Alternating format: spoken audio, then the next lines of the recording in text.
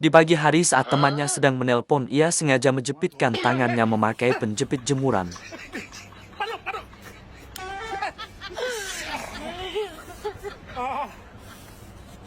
Besoknya ia melepuhkan kepalanya agar ia terjatuh ke sawah.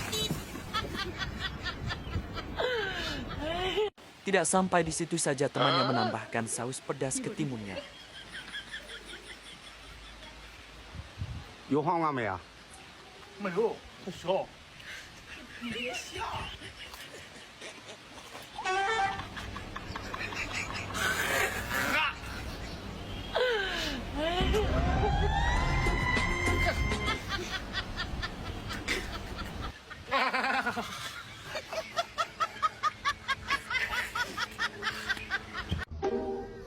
Gara-gara ia melihat temannya yang berpacaran, temannya bersembunyi di balik batu untuk melepuhkan kepalanya. Aduh,